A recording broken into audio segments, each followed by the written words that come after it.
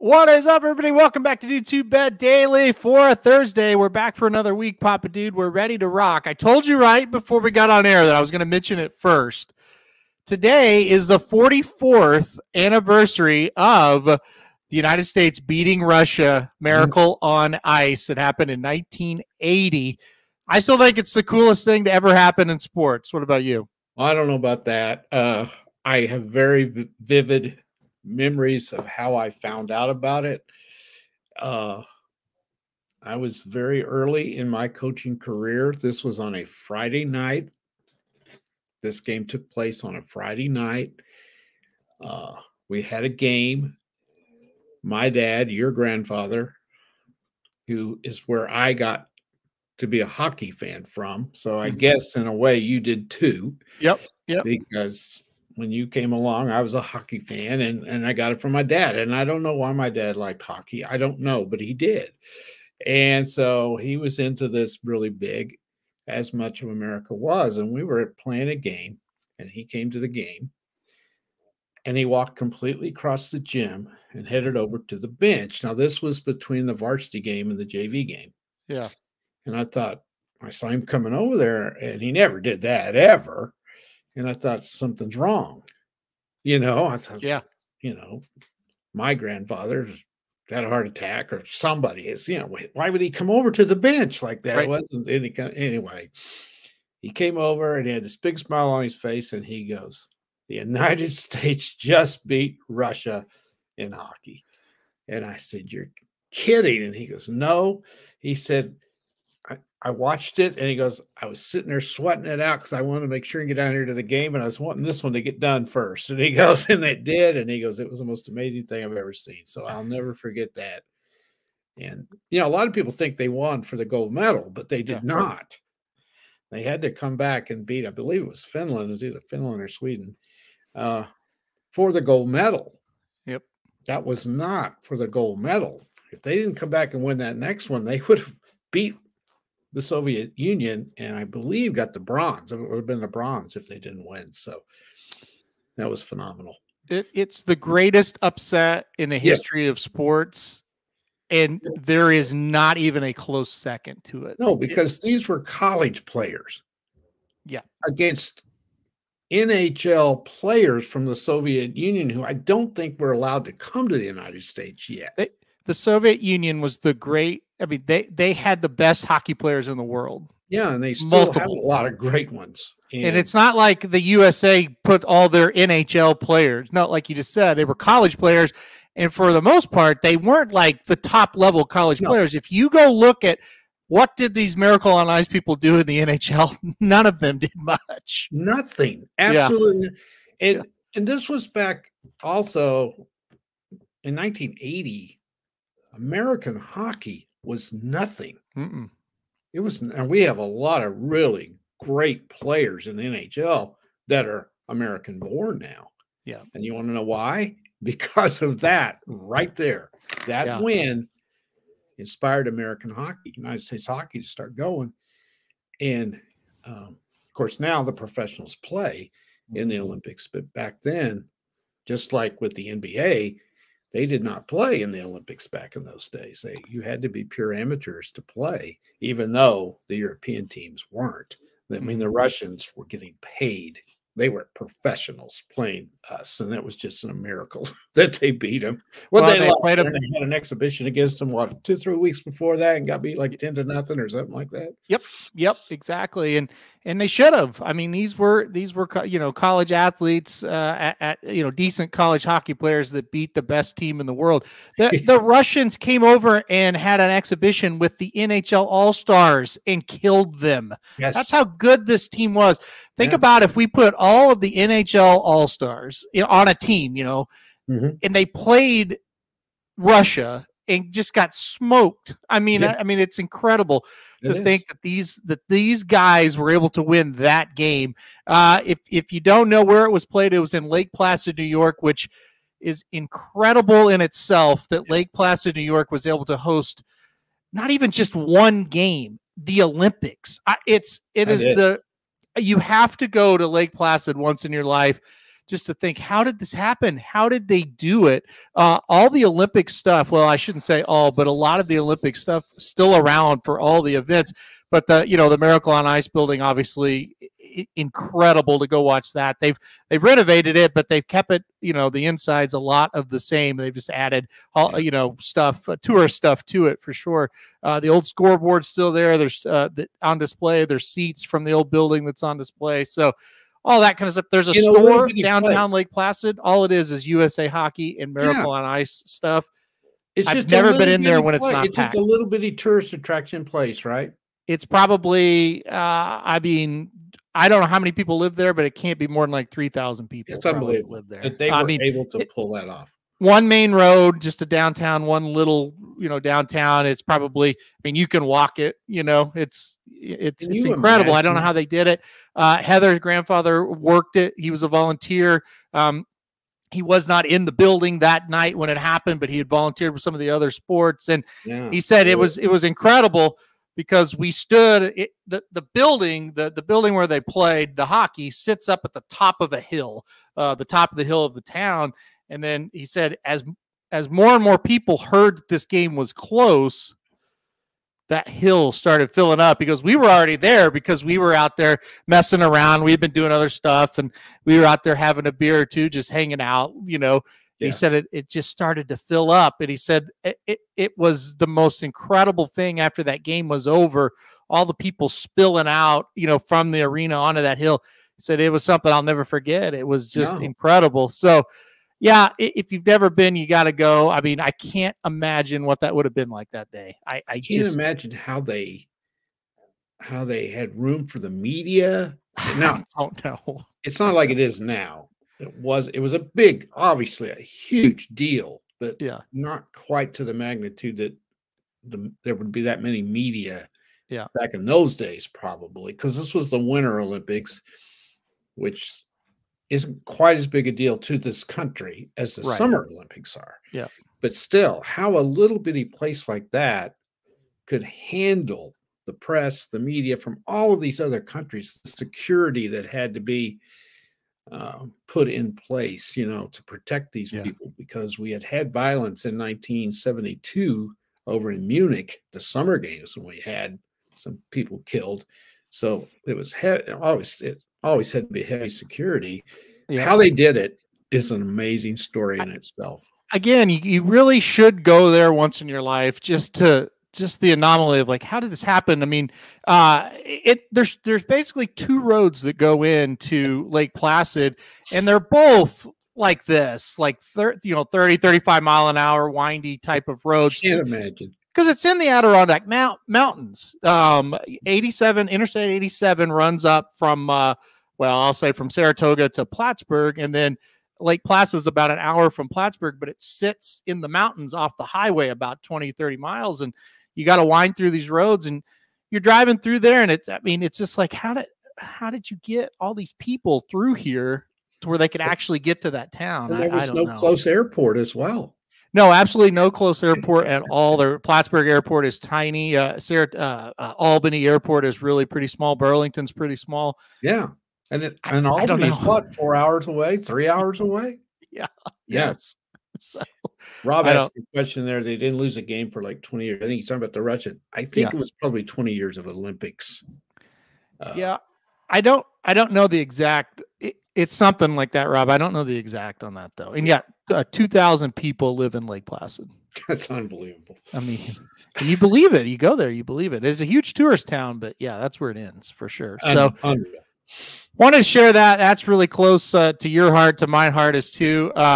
Probably never would have won if I hadn't met Heather, and she lived in Plattsburgh and New York, and I remember I didn't really know where Lake Placid, New York was. And I remember looking at the map of Plattsburgh and was like, oh my God, that's right by Lake Placid. And so I asked her, hey, can we go over there? She's like, well, yeah, we go over there all the time. I was like, great. So anyway, all right. And they were so worried, after they won that game, that they would be flat coming into the gold medal game. Mm-hmm. And that was played on a Sunday morning. And I can remember, and I'm not 100% sure that was live. I'm not 100% sure it was. I think it was. I think what it was, I think the Russia game wasn't, but I think the gold medal game was after the Russia game. Yeah, because the gold medal game was on the final day of the Olympics. It was on the story I heard is the Russian game was going to it was going to be live, but then the major telecast was on the major network was going to re-air at night. Okay. So the live game was on, but it was not on like the major, because nobody thought this would happen. So. No. All right. Well, let's get to the theme of the day is hockey. We got 3 hockey games to do today because not much going on in college basketball today.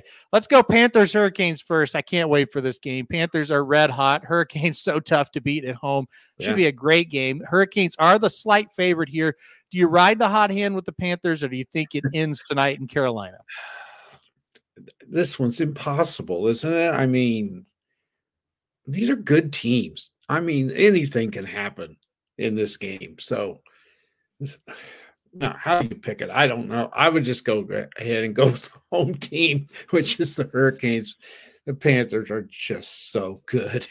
But Carolina's playing pretty good now, too. So, what a game that's going to be. They're so hard to pick these hockey games. Almost impossible. Really good game tonight. Yeah. I'm going to go the Hurricanes to beat the Panthers. I just think the Panthers are ready to lose one. I mean, you cannot keep winning these games. They're on my list now as one of the teams. When they're on, I'm watching them. They're just so fun to watch. Yeah. Matthew Tkachuk, a great player, but they got other guys too that are really good. And when Bravosky plays well, this team's, I wouldn't say impossible to beat, but they're really tough. But they're hard to beat. Law of averages plus a very good team in Carolina. Yeah. Give me Carolina minus the 120 here. Kick us off. This is a game that I'm excited about as well. Avalanche and the Red Wings. I've cashed on the Red Wings 2 straight games, although I felt like they got dominated both those games but one. And this is a former Florida Panther goalie that people will remember. Lyon in gold for the Red Wings has been outstanding this year. But the Avalanche come to town. They're damn good as well. They're minus 140 in this game. Who you like? Yeah, they're playing pretty good too. Yeah, they survived that long road trip they had. That was a tough one. They survived it. I took the Red Wings tonight. I took the Red Wings because of magic. I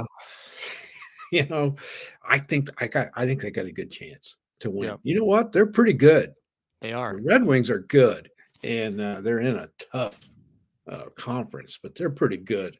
I like the Red Wings tonight over the Avalanche. Yeah, I'm going to go the Avalanche, but I don't hate your pick of the Red Wings. They're a team that they can get their defense figured out. They're going to be pretty tough. They've got a very good goalie. They can really score, but God, this Colorado team, they're just God, they're good. I think they're going to win it. I really like the Red Wings. And when I say win it, I think they're going to win the Stanley Cup. But they played really well the other night. Got a win over Vancouver. Back on the road, though. We'll see what happens. I'm going to take the Avalanche here as well. All right, final one. This is another great game. Yes. Maple Leafs and the Golden Knights. Another good game in Vegas tonight. Vegas coming off of a loss against the Predators. Maple Leafs are on a roll. They're dominating everybody, including last night over Arizona. Vegas minus 120. What do you think here? Am I crazy, or is Vegas not playing well at home? They're not. They went on the road and they played well, and then they come home and it's like, okay, is and that they not the craziest thing? Yeah, it's weird. Because they've got a tremendous home crowd. I mean, those people are into it. I'm sure the other team has some fans as well because it's in Vegas and people make that trip. Yeah. But that's a great home atmosphere, and they're not playing as well there. This is another good boy. You got 3 good ones tonight. I'm telling you, these are tough. Yeah, my night's planned out pretty well tonight. Yeah, these are tough. I'm going to go with the Golden Knights to get the Leafs tonight at home. Yeah, I went with the Golden Knights as well, but I don't have a ton of confidence. I don't know. At times I watch the Golden Knights and they look great, and at times they don't. They really didn't at all against Nashville a couple nights ago, but we'll see. I think they'll bounce back. Listen, this Matthews for Toronto, he's a superstar. They're playing so good right now. So yeah, they are. We'll see. This one I thought they had slipped a little. I thought maybe they weren't quite as good as they've been the last couple of years. Now they've come on. And yeah, that guy, hey, we've got some great scorers in this league right now. That's for sure. Yeah, if you're not into the NHL, you might want to take a look at it. It's really something night in and night out. Last night, and I'll admit I fell asleep because I got mad because I bet Edmonton. It was 4-1 Boston, and I thought, God, this isn't going to be a game.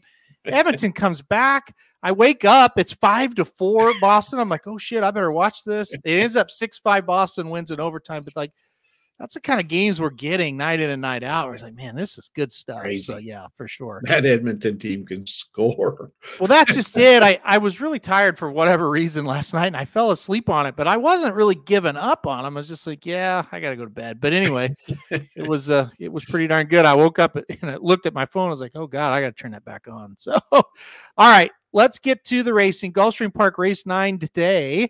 It's on the turf. It's a starter allowance going a mile and 16th. It'll be a field of 7. The 2 is scratched. All right, Papa Dude, who you like?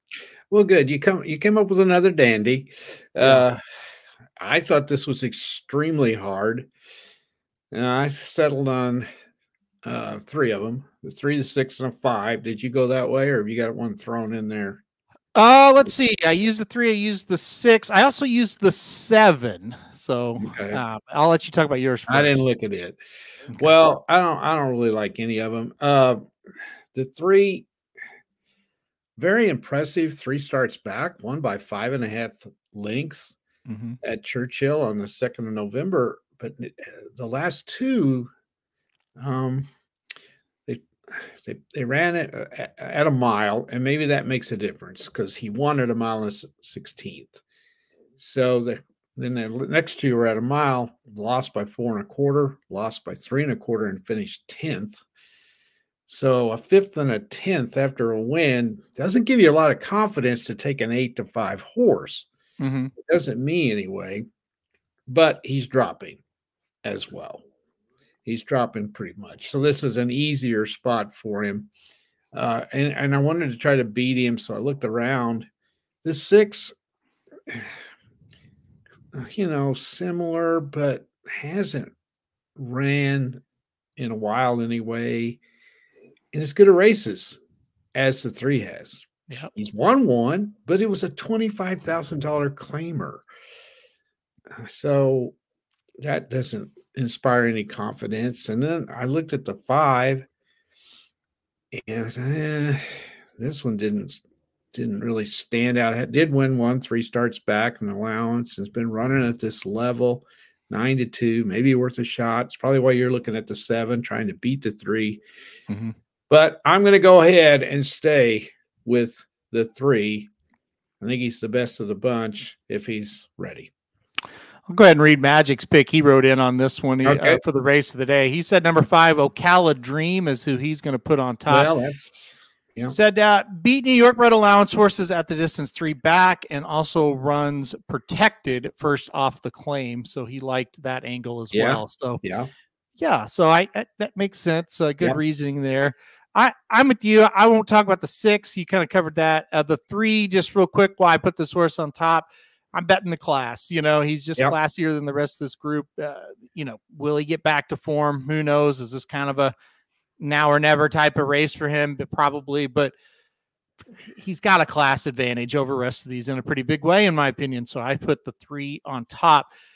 I'll talk about the 7. This was more of he's hot right now, and he's got very strong connections for these types of races at Gulfstream. So the 7. Desolator coming off of a win here at Gulfstream, but it was a $35,000 claimer. So I get that. It was also second race for the new barn of Drexler, who's very good, like I said, here at Gulfstream. Now we're 3rd off the claim. We are 2nd time straight on the turf for the new connections. Gaffleon back aboard again. To me, 10-1 made it worth it, right?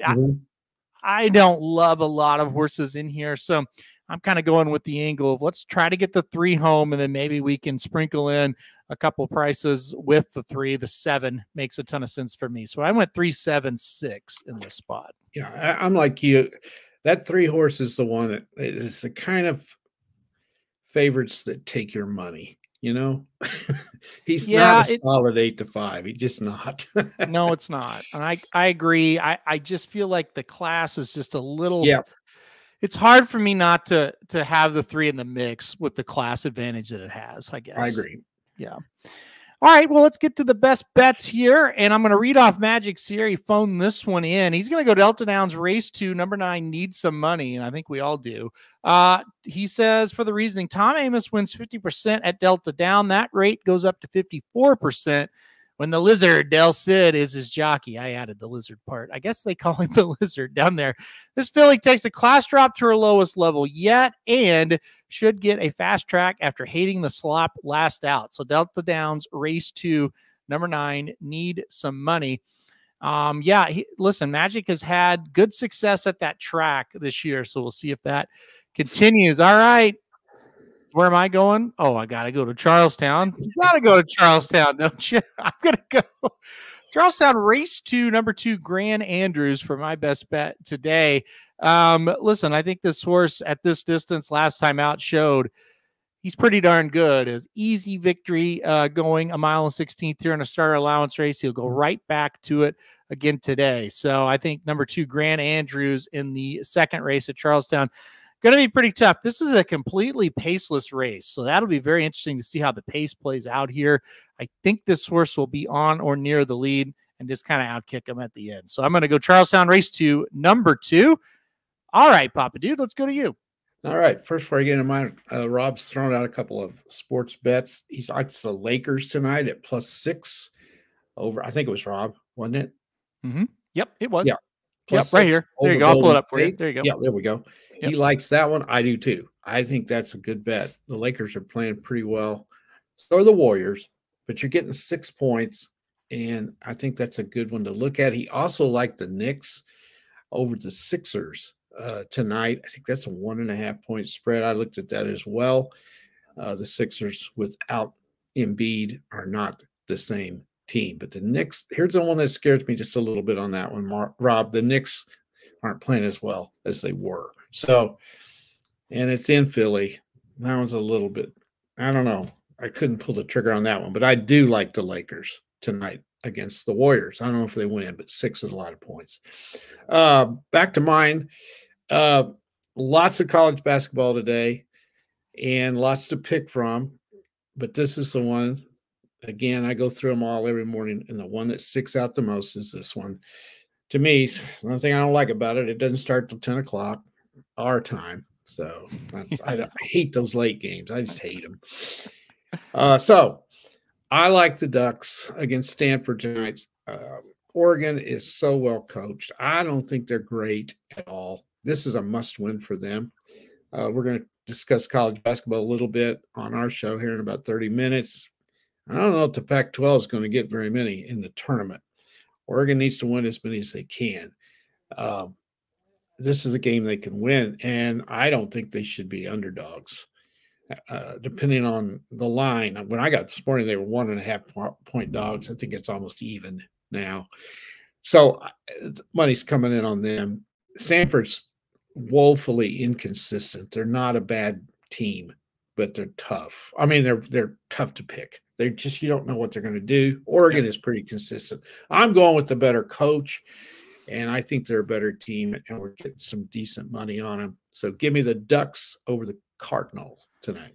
Yeah, I like this one. When you sent it over, I took a look at it. I thought, well, that makes total sense. I don't think you should be getting, even money on them. They probably should be the favorite. So makes sense. I like it. Oregon +100. Hey, 9 o'clock game. That's all right. Some of those late hockey games. I almost did a hockey game, but I know how I do with hockey. The hockey game you liked was New York, where the Rangers over the Devils, right? Yeah. Yeah. And they were minus. I got up this morning. They were underdogs. Yeah. I think they still are -105. And I don't get that at all. I looked at that one too. The Devils are playing better. But at the same time, the Rangers are a better team overall. And they're not playing bad. I wouldn't be shocked. No, they're not, obviously. I wouldn't be shocked if that's a -110 type of game. By the time the puck drops. I almost did it too. I didn't end up doing it, but I thought about it for a while. So it's fishy on that one. It's a fishy game. That was kind of my thought too. It's like there's so many other games in hockey. It's just kind of a weird one. I just couldn't do it. Yeah, it's going to be good. It's going to be a good game, though. Yeah. Hello, dog. Dog, come see me. All right, let's go to the picks today, the best bets of the day. I'm going to go to Charlestown, race 2, number 2, Grand Andrews.